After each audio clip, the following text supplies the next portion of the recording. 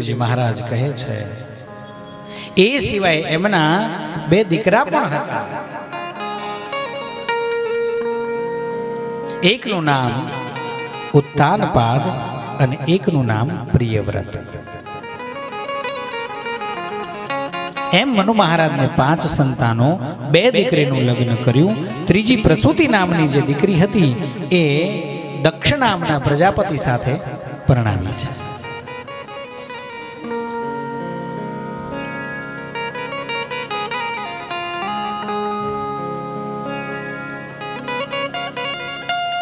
એમ હા, તો મેં એવું સાંભળ્યું છે કે પછી એમના થકી એમના ઘરે સતી નામની દીકરી થઈ અને એ ભગવાન શિવની સાથે પરણાવ્યા હતા. અને દક્ષ પ્રજાપતિને અને હા, વાત સાચી. તો એ કથાને મારે સાંભળવી છે. વિદુરજીએ પ્રશ્ન કર્યા છે. વિદુરજીએ પૂછ્યું છે, હે બ્રહ્મન, પ્રજાપતિ દક્ષ તો પોતાની દીકરીઓ સાથે ઘણો સ્નેહ રાખતા હતા. ભવે શીલવતામ શ્રેષ્ઠે દક્ષો દુહિતૃવત્સલઃ. દુહિતૃવત્સલઃ. પ્રજાપતિ દક્ષ પોતાની દીકરીઓ સાથે ઘણો સ્નેહ રાખતા હતા. તો પછી તેમણે પોતાની પુત્રી સતીનો અનાદર કેમ કર્યો? જો એવો પ્રશ્ન થયો છે.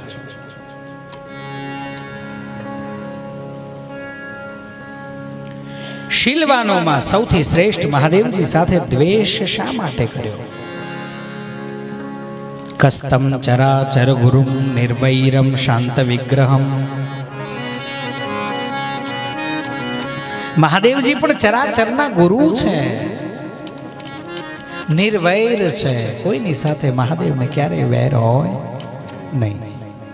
શાંત મૂર્તિ, આત્મારામ અને જગતના પરમ આરાધ્ય દેવ છે. તેમની સાથે ભલા કોઈ શા માટે વેર કરે?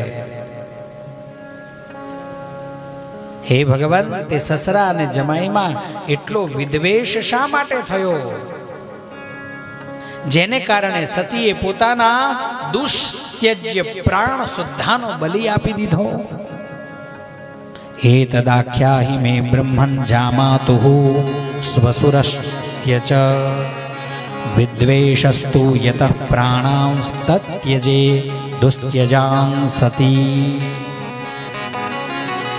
સતીને પોતાના પ્રાણનું બલિદાન આપી દેવું પડ્યું. આવડો મોટો દ્વેષ કેમ કરીને થયો?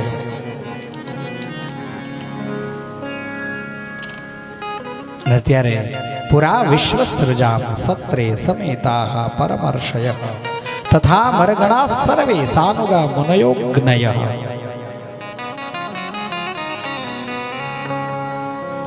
પહેલા એકવાર પ્રજાપતિઓના યજ્ઞમાં બધા મોટા મોટા ઋષિઓ, દેવતાઓ, અગ્નિઓ વગેરે પોતપોતાના અનુયાયીઓ સહિત એકઠા થયા હતા. તત્ર પ્રવિષ્ટમ ઋષયો દૃષ્ટવાર્કમિવ રોચિષા. અને તે જ સમયે દક્ષ પ્રજાપતિએ પણ તે સભામાં પ્રવેશ કર્યો છે. પોતાના તેજથી સૂર્ય સમાન પ્રકાશમાન હતા. વિશાળ સભા ભવનનો અંધકાર દૂર કરી રહ્યા હતા. અને તેમને આવેલા જોઈને બ્રહ્માજી અને મહાદેવજી સિવાય અગ્નિ શુદ્ધા બધાય ઊભા થઈ ગયા છે અને આદરથી સન્માન આપ્યું છે. ઉદતિષ્ઠન સદસ્યાસ્તે બધાય ઊભા થઈ ગયા છે.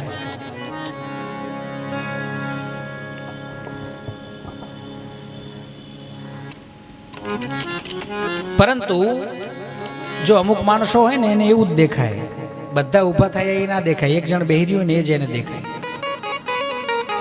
એને અડધો ગ્લાસ ખાલી જ લાગે હંમેશા. એનું વલણ હંમેશા નેગેટિવ જ હોય.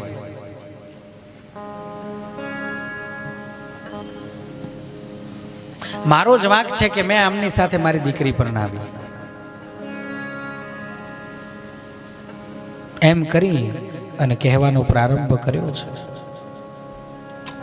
મહાદેવજી તો લગભગ સમાધિ અવસ્થામાં હોય. આંખ ખોલી મહાદેવજીને ખબર પણ નથી શું થયું. ભગવાન નંદી કહે છે કે તમે ઊભા ના થયા ને એનું ખોટું લાગ્યું છે. મહાદેવજી કે કઈ વાંધો નહીં, હમણાં શાંત થઈ જશે. ઓળખતા હોય ને પાછા એકાબીજાને. પણ આ વખતે પ્રજાપતિ દક્ષ શાંત થયા નથી, કારણ કે પ્રજાપતિત્વ મળ્યું છે બ્રહ્માજીના સ્થાનેથી. બ્રહ્માજીએ પોતે પ્રજાપતિનું સ્થાન આપ્યું છે અને એટલા માટે બધાય દેવતાઓ પણ આને આદર આપી રહ્યા છે. અને એ સમયે મહાદેવજી ઊભા ન થયા એ વાતનું એટલું ખોટું લાગ્યું કે મહાદેવજીને એ સભામાં ન કહેવાના શબ્દો કહ્યા છે. આપણે એ શબ્દો બોલવા નથી.